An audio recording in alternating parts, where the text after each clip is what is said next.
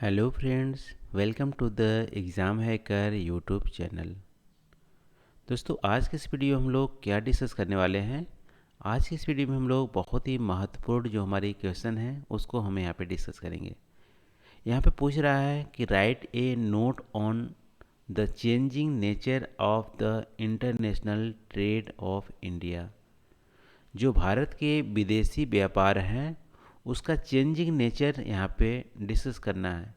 यानी कि पहले हम किस चीज़ की ज़्यादा इंपोर्ट या एक्सपोर्ट करते हैं, अब उसमें क्या बदलाव आए हुए हैं, क्या चेंजेज आए हुए हैं, इसका चेंजिंग नेचर को एक्सप्लेन करने के लिए बोल रहा है। देखो, ये हमारा क्लास 12th की जियोग्राफी का एक टॉपिक तो है ही, लेकिन यूपीएससी का भी एक टॉपिक है। ठीक है, यूपीएससी के सिलेबस में भी, जियोग्राफी के सिलेबस में ये मेंशन हुआ है कि हमारा इंटरनेशनल जो ट्रेड है उसका क्या चेंजिंग नेचर रहा है। तो इसको आप ध्यान से देखना, और जो डेटा है उसको आप मेमोराइज कर लेंगे तो आंसर राइटिंग में भी आपका बहुत ज़्यादा हेल्पफुल रहेगा। तो हमारे भारत के अंतर्राष्ट्रीय व्यापार की बदलती प्रकृति पर एक टिप्पणी हमको यहाँ पे डिस्कस करना है।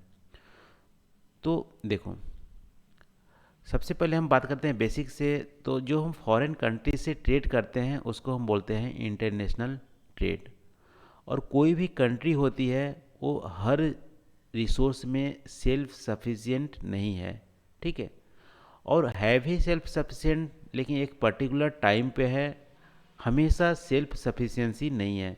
किसी टाइम पे उस रिसोर्स की वहाँ पे कमी हो जाती है, किसी टाइम पे उस पर्टिकुलर रिसोर्स की उस कंट्री में ज़्यादातर हो जाती है। तो इंटरनेशनल जो ट्रेड है उसका जो नेचर है वो हमारा बदलते रहता है। ठीक है, तो बदलने का मेन रीज़न है कि गुड्स और सर्विसेज की जो डिमांड है किसी भी कंट्री में वो चेंज होती रहती है। कभी हमारे ज़्यादा होती है, कभी कम होती है। इंडिया के केस में ले लेते हैं। इंडिया में पहले हमारे ग्रीन रिवोल्यूशन से पहले हमारा क्या होता था, एग्रीकल्चर जो हमारी प्रोडक्ट है, फूड और अलाइड एक्टिविटीज़, उससे हम ज़्यादा इंपोर्ट करते थे। लेकिन ओवर द टाइम हमारे ग्रीन रिवोल्यूशन हो गए तो फूड में हम सेल्फ सफिशिएंसी हासिल किए। तो पहले हम जो इंपोर्ट करते थे वो हम एक्सपोर्ट करने लगे। तो इसका मतलब सीधा सा है कि किसी भी कंट्री की जो इंपोर्ट और एक्सपोर्ट की जो नेचर है वो हमारी चेंज होती रहती है समय के साथ। तो वही यहाँ पे चेंजिंग नेचर आपको इंडिया के संदर्भ में यहाँ पे डिस्कस करना है। तो सबसे पहले बात करेंगे कि वैल्यूज़ की। तो हम इंटरनेशनल ट्रेड जो हम 1950-51 में करते थे, वो टोटल हमारे एक्सपोर्ट और इंपोर्ट की जो वैल्यूज़ थी वो हमारी थी 1214 करोड़।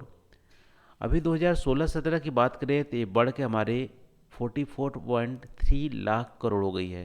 तो कहाँ 1000 करोड़ में होती थी, अब यहाँ पे 44.3 लाख करोड़। तो इतनी ज़्यादा हमारे इंटरनेशनल ट्रेड की जो वैल्यूज़ है वो हमारी बढ़ गई है।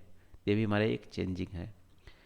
इसके बाद देखोगे तो 1970 से पहले से दशक में हम एग्रीकल्चर प्रोडक्ट को ज़्यादातर इंपोर्ट करते थे, क्योंकि फूड की डिमांड ज़्यादा थी। फूड ग्रेन उतनी इंडिया में प्रोड्यूस नहीं होती थी।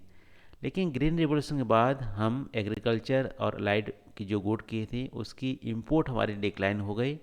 अब हम ज़्यादातर हम एक्सपोर्ट करते हैं, इंपोर्ट बहुत ही कम करते हैं फूड्स एक्टिविटीज़ में। ये भी हमारा चेंज हुआ। इसके बाद देखोगे तो 1991 से पहले मैन्युफैक्चरिंग गुड्स की जो एक्सपोर्ट था वो हमारा ना के बराबर था। हम एक्सपोर्ट नहीं करते थे 1980 के दशक में। लेकिन जब एलपीजी रिफॉर्म हुआ, हमारे जो मैन्युफैक्चरिंग जो हमारी इंडस्ट्री हैं वो अच्छी मजबूत हुई। तो अब आप देखोगे 2017-18 में तो टोटल एक्सपोर्ट का 74.6% हम मैन्युफैक्चरिंग गुड्स का हमारा हो रहा है। तो 1900 दशक में हमारी मैन्युफैक्चरिंग का एक्सपोर्ट ना के बराबर था, लेकिन अब हमारा जो हमारी 3/4 हमारा एक्सपोर्ट है वो हमारे मैन्युफैक्चरिंग गुड्स का है। ये भी हमारा चेंजिंग नेचर है। अब देखो, 1973 के बाद एनर्जी क्राइसिस हुए और हमारे 1991 के बाद इंडस्ट्रियलाइजेशन हुए और पीपल के लिविंग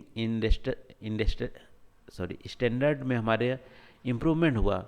उसके चलते हमारे क्रूड जो ऑयल है या पेट्रोलियम है उसको हम बहुत ही ज़्यादा यहाँ पे इंपोर्ट करते थे, जो कि पहले इतनी ज़्यादा इंपोर्ट नहीं करते थे। तो इंपोर्ट आइटम में हमारा पेट्रोलियम प्रोडक्ट या प्रोडक्ट नहीं बोलेंगे, क्रूड ऑयल और फॉसिल फ्यूल का हमारा इंपोर्ट यहाँ पे इंडिया में बढ़ा हुआ है।